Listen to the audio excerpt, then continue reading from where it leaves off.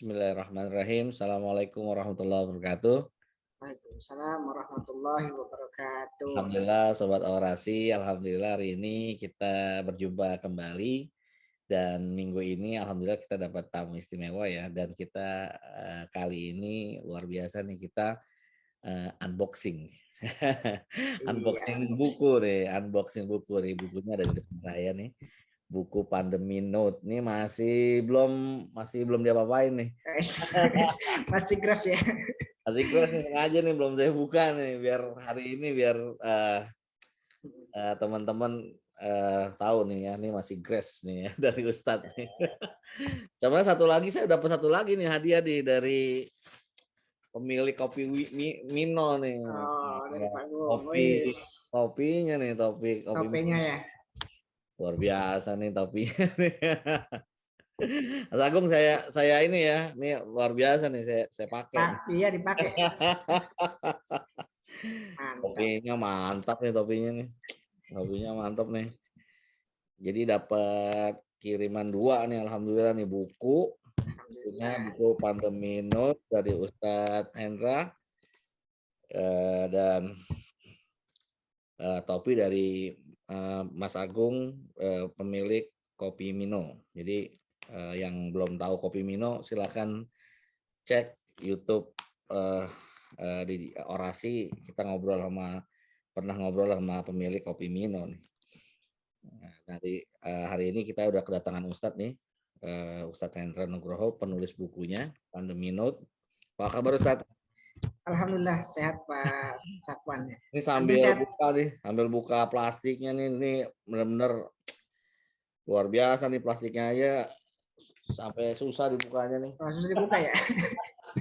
Karena saking barunya, saking masih anget-angetnya. Ini berarti nih emang bukunya bagus nih kalau begini. Kualitasnya. Iya, kualitas percetakannya bagus, tutupnya aja sampai susah.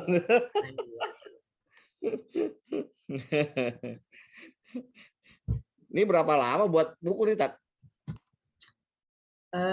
Buat buku ini awal-awalnya ya dari ketika ya kita nih di masa-masa kini ya.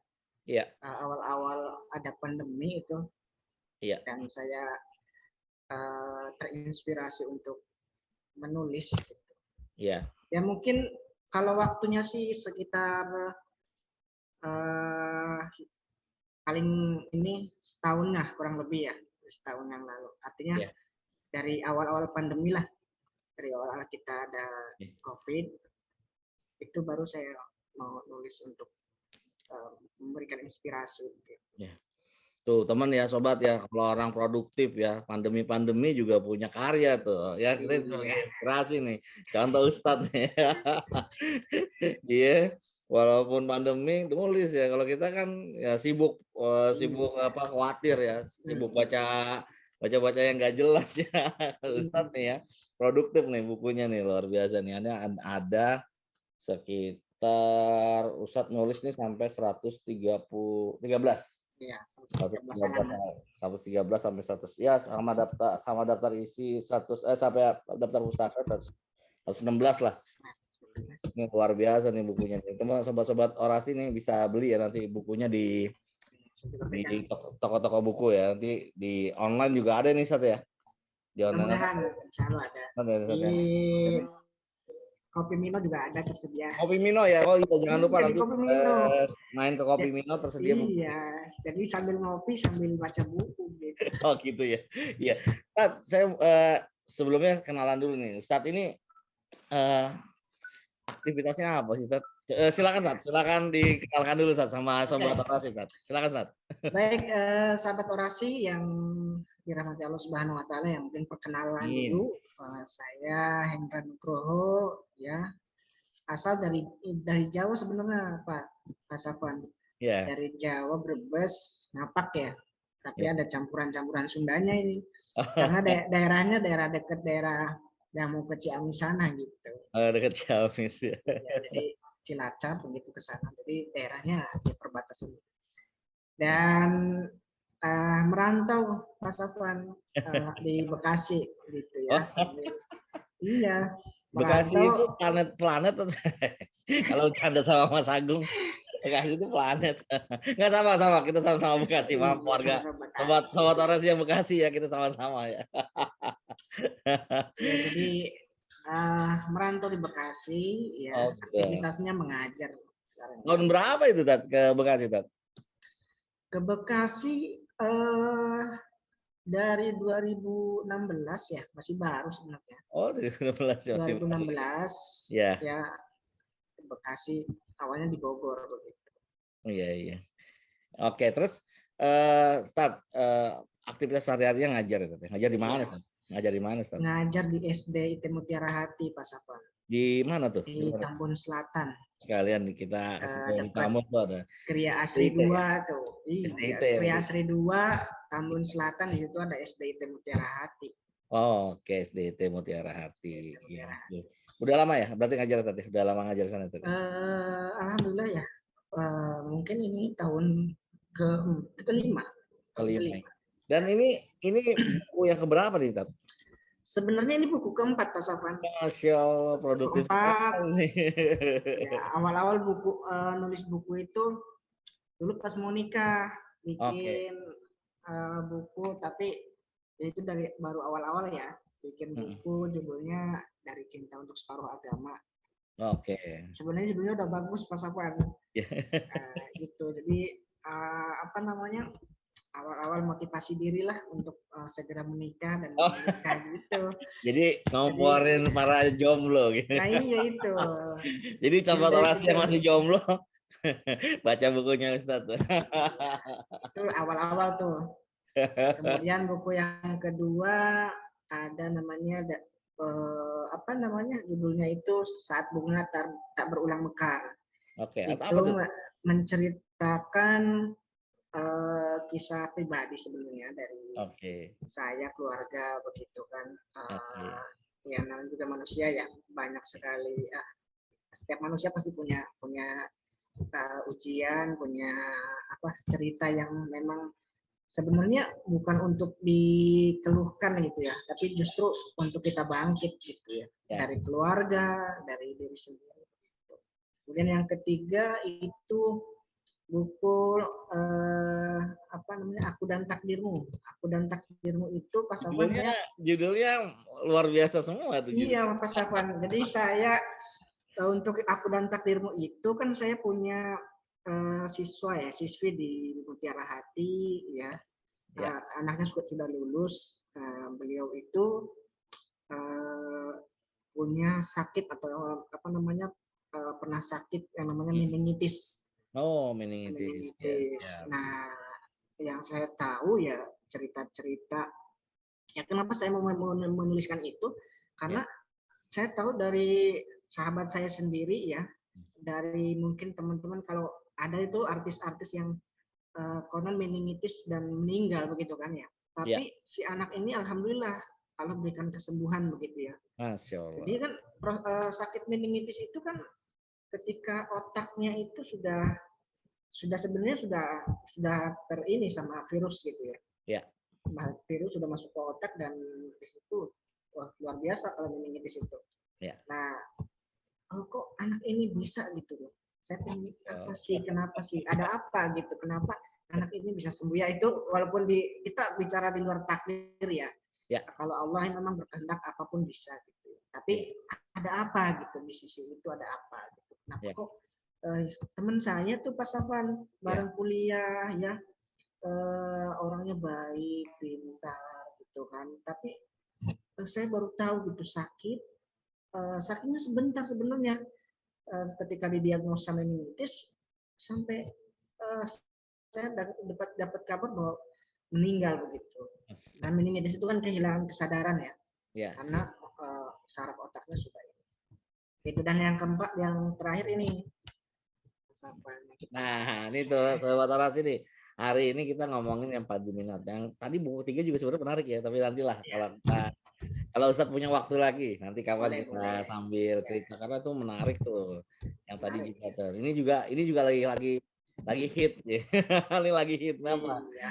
Karena memang kita Lagi pandemi anget-angetnya nih, ini. lagi pandemi nih dan udahlah biar nggak terlalu lama nih. Tat, Ya. kita unboxing Tat. Silakan Tat. Iya. Baik. Silakan Tat. Silakan Tat. Buku yang keempat saya ini Ya. akhirnya Pandemi Notes ya. Berawal ini sebenarnya pas nulis ini ketika pandemi fase awal Mas Sofwan, bukan yang kemarin-kemarin ya. Oh, berarti 2020 ya? Ya, 2020 itu Oke. pas Sekarang awal-awal. juga masih pandemi nih, Sat. Iya, sekarang masih pandemi, makanya Iya, iya, iya. waktu awal-awal nih Ya. saya berharap wah ini nggak terjadi pandemi lagi nih, buku ini harus segera terbit nih gitu ya.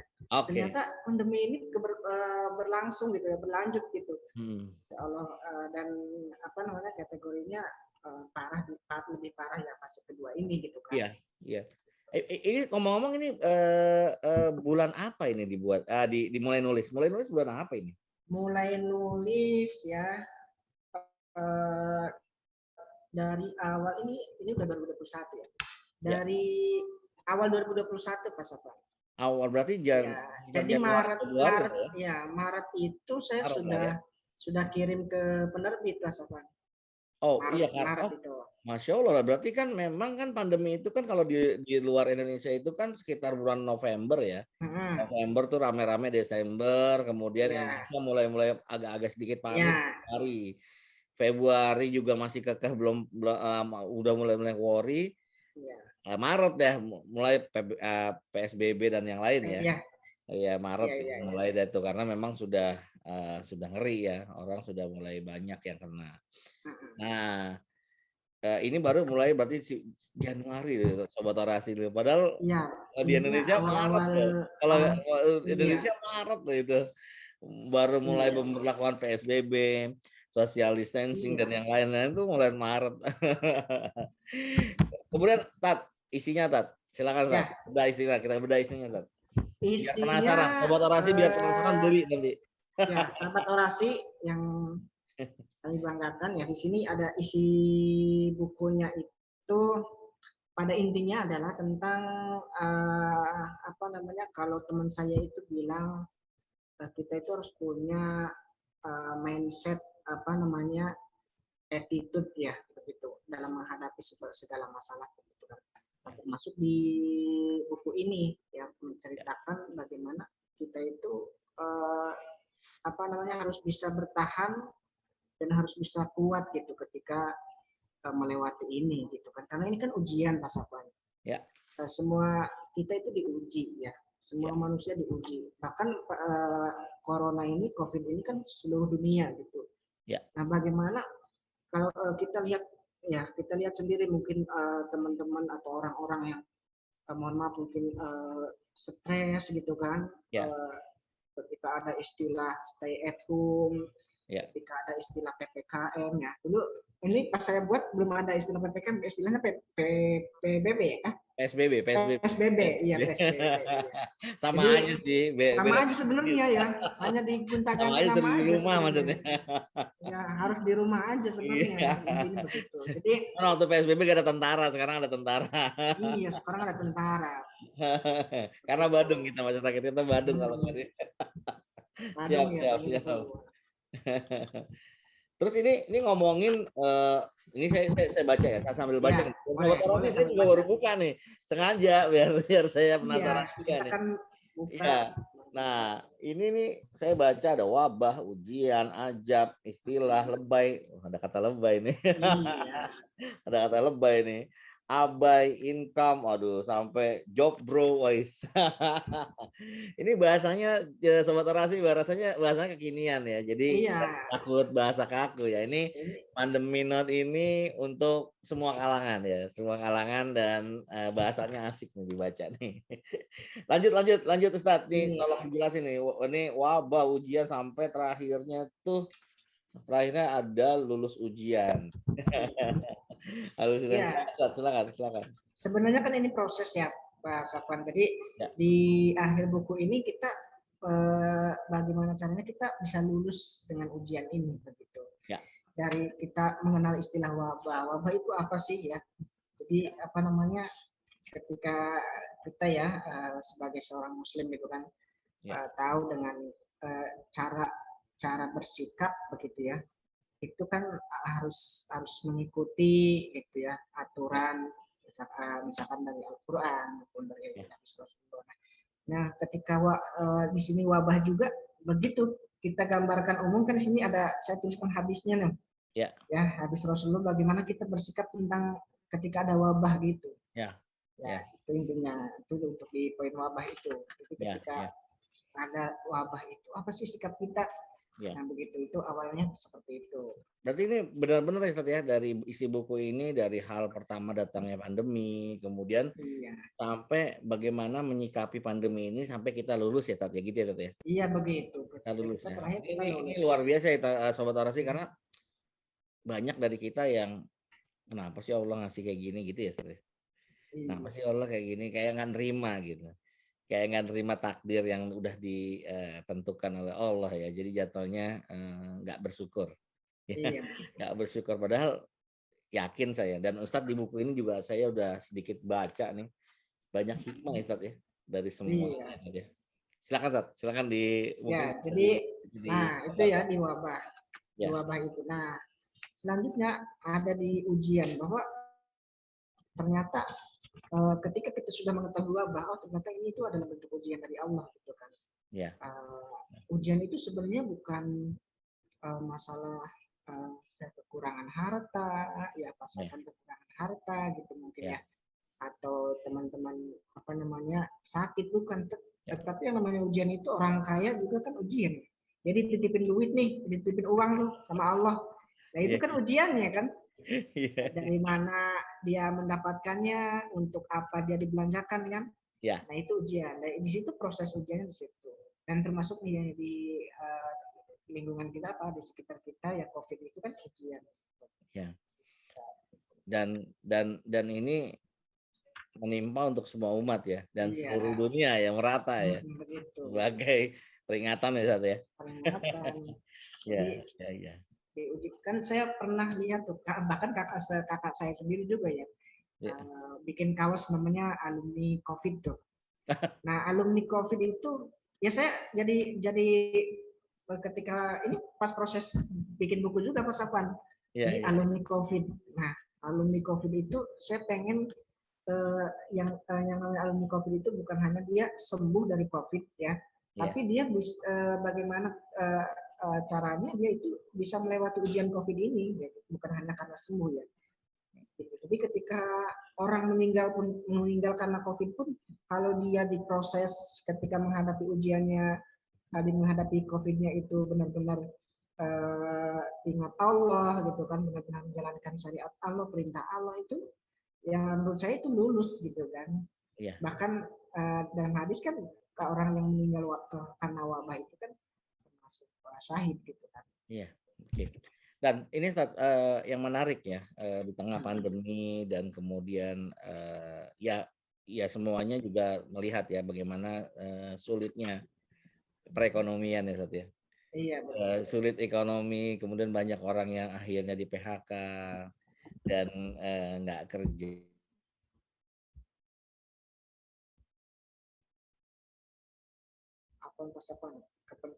Ya, jadi apa sih ini apa namanya, dan ini semua kan orang terdampak semua ya, baik dari penghasilan, dari ya ini ekonomi, karena ekonomi semuanya juga kena ya. Bahkan perusahaan-perusahaan juga terkena gitu ya, imbas perusahaan kena, akhirnya imbas pada karyawan dan banyak yang di PHK. Ini gimana Tat ceritanya di buku ini nih, ada nih tadi saya tadi.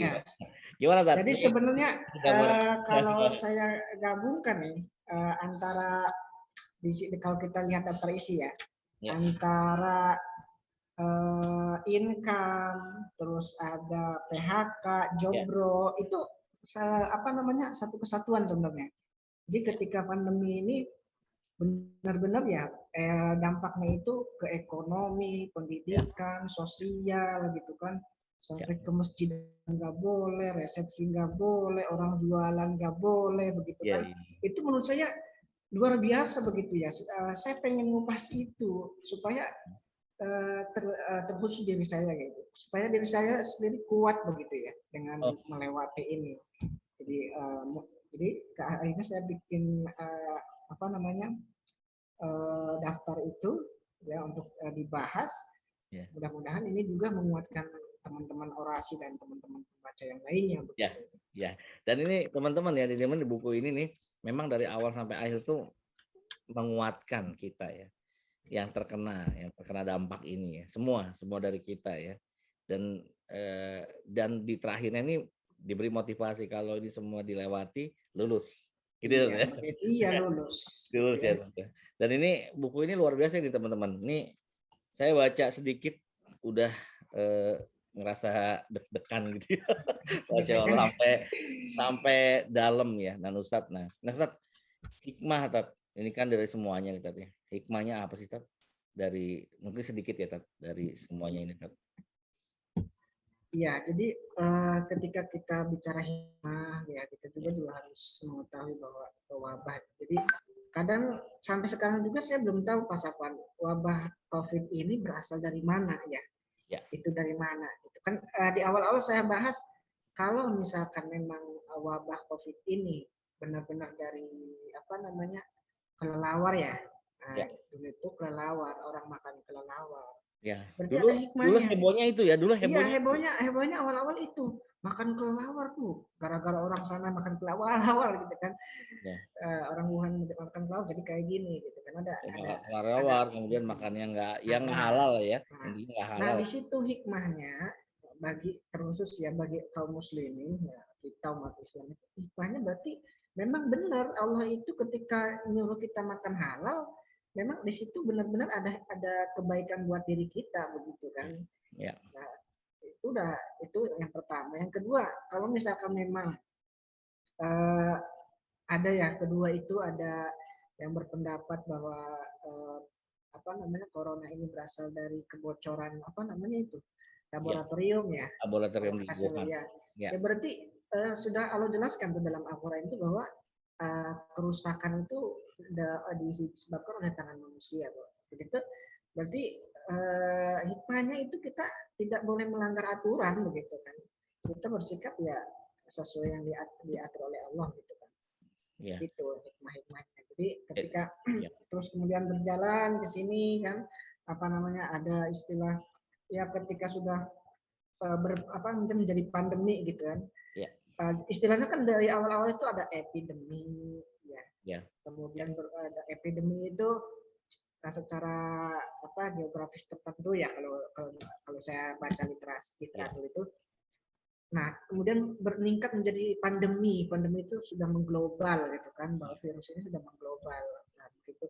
Jadi pasti ada efek yang kita rasakan ya, baik ekonomi, pendidikan, begitu dan lain sebagainya, sosial, agama gitu. Yeah. Nah, di situ kita petik hikmahnya nih. Kenapa sekarang peraturannya nggak boleh ke masjid misalkan? Yeah. Nah, berarti kemarin kita nggak memanfaatkan waktu untuk berangkat ke masjid begitu, ya kan? Di situ ada hikmahnya yang harus kita pikirkan sebenarnya, yang harus pas dilarang protes ya, Tat?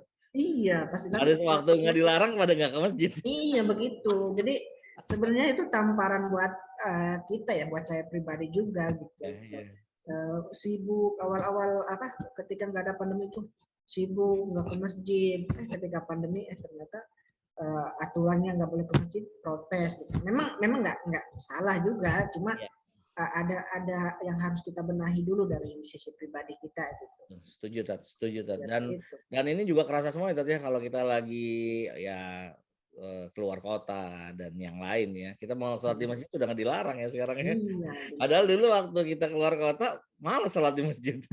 Begitu malas. Nah ini sekarang udah dilarang. Semuanya nih, Masya Allah, jadi hikmah ya, jadi hikmah kita semua. Jadi memang kalau kita balik lagi ke buku ini, Tati. Ini buku ini ngebedah semua ya, Tati.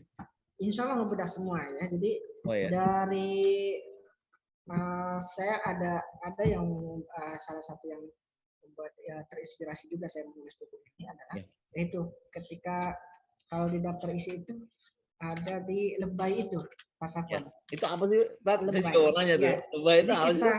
Kisah jadi kalau kita memang bersikap itu kan harus pertengahan ya. Ya.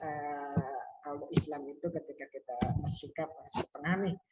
Ketika ada pandemi, apa yang harus kita lakukan? Yaitu intinya secara garis besar tidak lebay dan tidak abai gitu kan. Ya. Nah, di lebay dan itu tidak abai ya. Lebay dan tidak abai ya. Oke. Iya begitu. Ketika di lebay itu saya suatu ketika pernah pergi ke rumah sakit ya, nganter istri. Ya. Nganter istri berobat begitu kan. Kemudian singkat cerita ada juga perempuan sekitar usianya 50 tahunan lah. Oke. 45 atau 50 tahunan lah seperti itu. Nah, beliau juga keluar dari ruangan yang sama, yaitu dari dokter bedah ya. Dan dokter memang istri saya juga habis operasi waktu itu. Nah, duduklah di sampingnya, ya tentu berjarak ya, karena udah pandemi. Duduklah di samping si ibu itu, nanya, katanya, Mbak sakit apa? Ya kata si ibu itu ke istri. Saya sakit paru ya, dan usus ya, ada paru dan usus. Istri saya memang itu lagi yang paru dan usus. Nah, dan ada benjolan sedikit di bagian bawah, jadi harus dioperasi begitu. Nah, kemudian istri saya tanya balik, ya, kenapa? Nah, dia langsung cerita si ibu itu, dengan saya lihat ya, dengan mimik mukanya yang penuh emosi itu dalam artian bukan marah, bukan ya, tapi ada kegelisahan di situ, ada ketakutan, setelah emosi tercampur. Saya lihat dari mimik wajahnya. Dan ini cerita asli gitu kan. Nah, beliau mengatakan, saya nggak pernah sakit Mbak, katanya, dari awal dari kecil ya sampai sekarang nggak pernah sakit. Masya Allah. Ya. Kenapa saya kesini? Saya sakit itu ketika saya mendengar bahwa dunia ini pandemi. Dia langsung ngomong langsung. Saya jadi gimana gitu? Saya harus ngomong apa gitu? Kok kita tidak boleh keluar, kemudian tidak boleh berdekatan, tidak boleh berkerumun, tidak boleh. Saya memikirkan itu Mbak. Saya memikirkan itu, saya stres gitu kan. Dan tiba-tiba ada penyakit ya yang masuk ke tubuhnya, artinya beliau itu kalau nggak salah penyakit kanker payudara ya. Jadi saya juga bingung kan, nggak pernah sakit ya. Kemudian dia cerita bahwa ada pandemi gini, dia saya tahu mungkin beliau itu stres gitu ya, dengan adanya pandemi ini. Jadi ada ketakutan yang luar biasa di situ. Jadi ada ketakutan saya, ini gimana. Akhirnya jatuhlah sakit. Sakitnya itu. Nah di situ saya jadinya ternyata ketika kita terlalu lebay atau berlebihan menyikapi, ternyata itu bikin down kita ya. Dan bahkan dari medis pun nggak boleh stres kan ya. Ketika kita misalkan positif nih corona, ya, kita nggak boleh stres ya. Kalau stres malah akan turun imun begitu. Nah, itu yang saya tangkap dari cerita itu, dan itu benar-benar saya alami begitu. Makanya saya kenapa tulis lebay gitu. Memang tidak sedang menyudutkan si ibu itu, tapi salah satunya itu yang pengen membuat saya itu pengen nulis itu gitu. Mengingatkan orangnya bahwa segala sesuatu nggak usah terlalu berlebihan ya. Kemudian saya juga baca nih Ustaz ya. Ini saya baca juga nih ada telur ceplok, apaan maksudnya Ustaz? Telur ceplok ya? Telur ceplok di dalam. Iya. Saya juga ini unik menurut saya ya. Iya. Bahas telur ceplok. Zaman dulu ya kita ya, mungkin saya juga ya dari zaman saya ibaratnya, kalau zaman pasapan insya Allah lebih ini lagi gitu. Zaman saya yang namanya telur itu dulu waktu kecil adalah menu yang luar biasa ya Pak Sapan. Jadi ketika orang makan sama telur dadar itu orang punya gitu ya. Orang makan sama telur dadar, minumnya susu itu ya. Itu luar biasa gitu. Orang-orang yang itu nggak bisa gitu. Maksudnya jarang lah gitu. Sekarang ketika zaman sekarang nih ada pandemi, ada corona begitu kan. Orang itu nggak boleh belanja gitu kan, terus ekonomi menurun gitu, lalu apa buat saya harus makan apa begitulah. Nah ini juga bukan saya ngarang ya, tapi Ya. langsung ketemu orang gitu ya, ngobrol, ternyata kebanyakan kita ya, terutama yang ibaratnya kita lah ya, yang kelas bukan orang-orang inilah secara ekonomi gitu kan, itu apa namanya, jeplok telur gitu kan, makannya itu cukup sama telur. Itu ada istilah ini duit pandemi bro gitu kan. Duit pandemi, saya nggak bisa untuk beli sayur, untuk beli apa namanya, buah-buahan yang mahal, daging yang mahal. Saya nggak bisa gitu kan. Saya harus makan yang apa namanya, yang terjangkau tapi bergizi gitu. Nah, itu salah satunya telur ceplok. Dan itu juga yang saya alami juga Pak Safwan.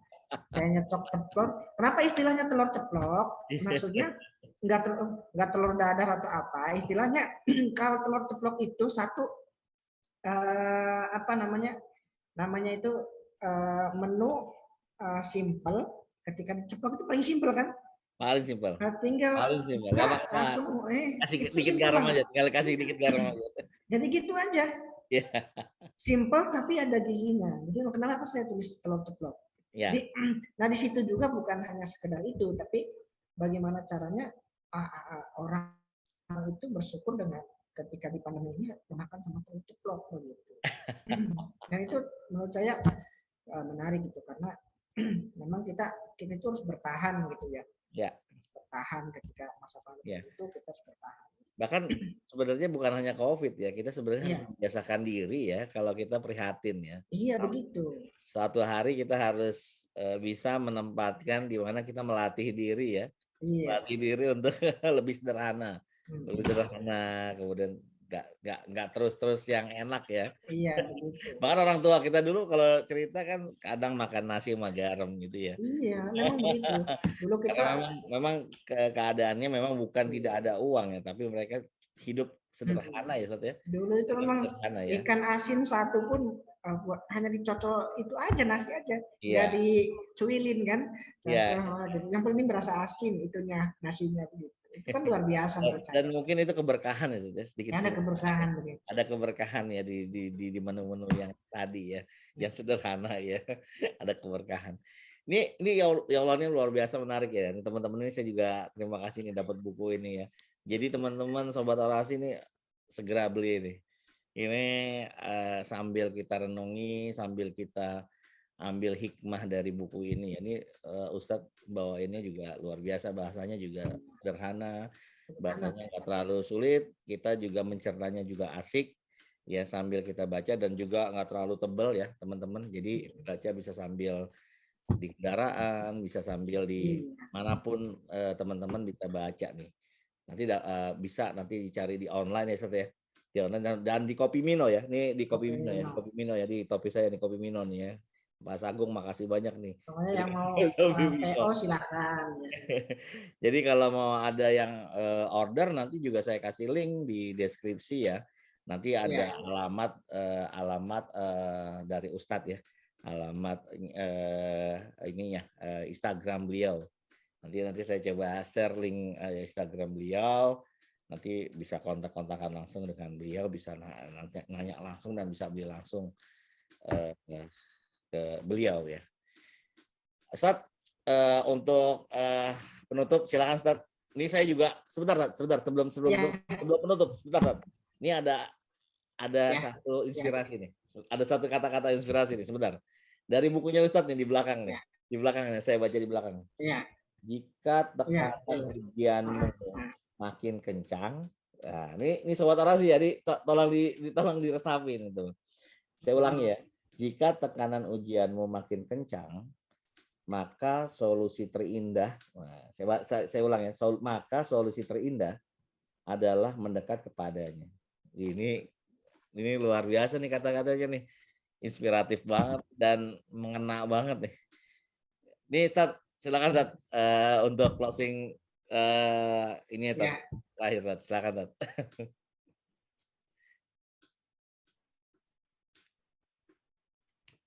Bukunya ya. Ya.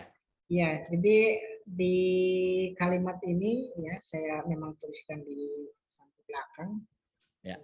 Memang jika tekanan ujian makin kencang, ya, sebenarnya bukan apa namanya, kita itu bersikap ketika ujian kita itu ternyata kencang ya, maka solusi tidak ada solusi lain kecuali mendekat kepadanya.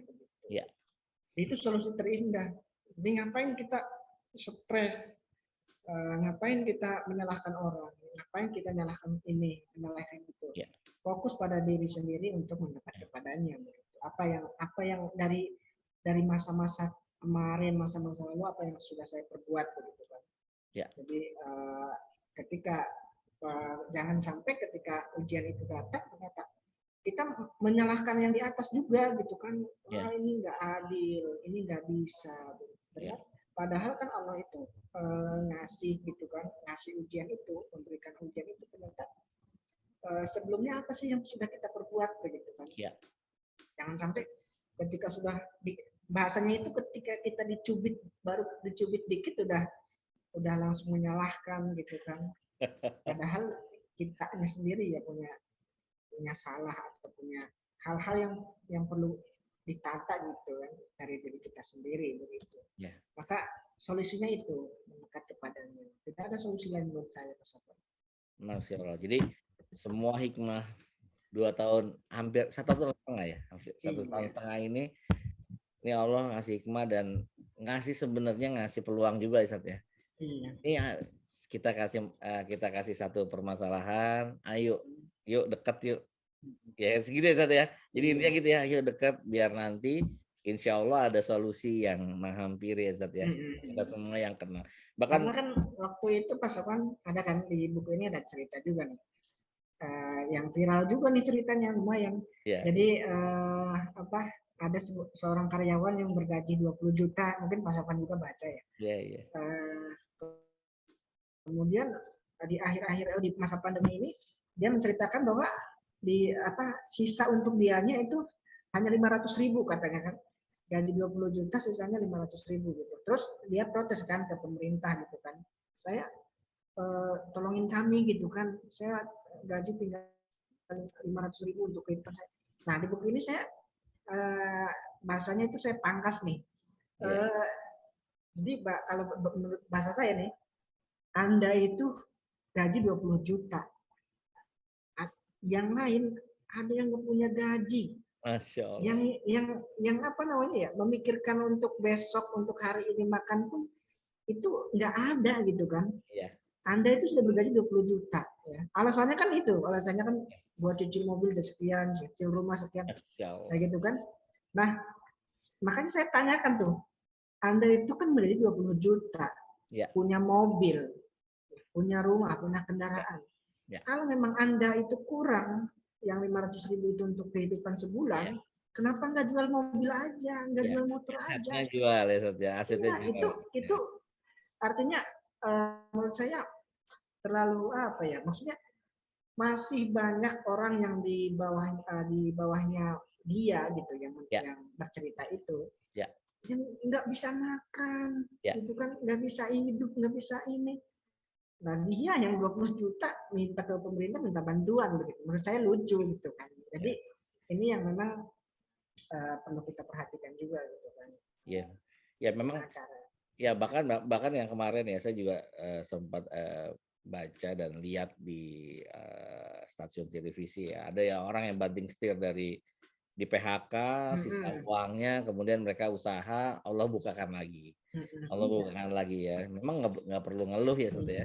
Makanya kan di sini juga saya tuliskan juga tuh, ketika keran yang satu tutup, maka cobalah kita buka keran yang lain. Tadi saya baca tuh, salah satu keran tutup, yang lain akan nih. Jadi tidak ada yang, wah ini akhir dari segalanya, enggak. Ya. Gitu kan. Kita hidup itu bukan hanya masalah pandemi, gitu. Ada masalah-masalah yang lain yang harus kita perbaiki, ada masalah yang harus kita ambil, ada pekerjaan lain yang harus kita ambil, nggak harus di situ terus ya. Di PHK ya mungkin di PHK memang ada rasa sedih juga gitu, tapi tidak untuk berlarut menurut saya. Iya. Tidak untuk berlarut, jadi harus ada action lain ya untuk membuka keran yang lain. Begitu. Ya.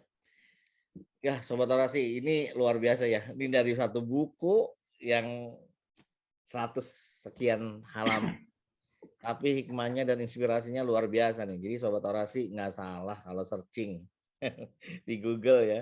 Di searching di Google kemudian langsung ke Instagramnya beliau nih, Ustadz Hendra Nugroho ya. Mana tahu nanti ketika kita baca kita terinspirasi dan kita tersadarkan bahwa pandemi ini sebenarnya bukan ajang untuk mengeluh ya, Set ya. Iya begitu. Bukan ajang untuk mengeluh, tapi ajang untuk sebenarnya introspeksi diri, kemudian muhasabah dan bangkit. Iya, Dan karena bangkit kalau kembali. mengeluh itu malah kitanya tergilas gitu Pak Sob. Ya, untuk kosong sebenarnya di balik hikmah, kita menjemput hikmah di balik pandemi ini. Ustadz, terima kasih banyak Ya, sama-sama sudah Pak Safwan. hadir hari ini dan saya berharap Sobat Orasi beli bukunya. Beli bukunya, nggak mahal, insya Allah nggak mahal. Insya Allah nggak mahal. Insya Allah ini juga sebagai koleksi di rumah bagus dan untuk dibaca keluarga juga luar biasa ya. Dan ini juga nanti sebagai pembelajaran kita semua bahwa pandemi itu bukan ajang ngeluh, bukan ajang untuk salah sini salah sona gitu ya. Tidak ada ajang-ajang kayak gitu. Justru ajang untuk kembali, ajang untuk muhasabah, kemudian bangkit kembali. Gitu Ustaz ya? Iya begitu Mas. Terima kasih Ustadz untuk sama-sama Pak di acara Orasi. Insya Allah ke depan bukunya Ustadz yang lain ditunggu. Kita akan bedah di sini sedikit. Semoga menjadi inspirasi untuk Sobat Orasi. Terima kasih rekan-rekan yang udah hadir malam ini. Kita tidak ada tanya jawab ya. Sengaja tidak ada tanya jawab biar pada beli bukunya. Biar pada beli bukunya ya. Oke, terima kasih untuk Kopi Mino dan Mas Agung yang sudah sponsorin acara ini juga. Terima kasih Pak Agung ya. Saya dikasih topi nih Mas Agung, makasih banyak. Insya Allah minggu depan bisa ditonton ya di channel YouTube Orasi ya. Dan jangan lupa subscribe dan share dan komen di channel YouTube Orasi. Insya Allah Orasi ke depan memang akan menampilkan penulis buku dan yang lain ya, biar kita bisa bermanfaat untuk masyarakat. Ustadz, saya akhiri Ustadz. Ya, terima kasih banyak untuk kehadirannya. Mohon kalau ada kekurangan ya Ustadz ya. Ya, sama-sama. Salam Orasi dan Assalamualaikum warahmatullahi wabarakatuh. Waalaikumsalam warahmatullahi wabarakatuh.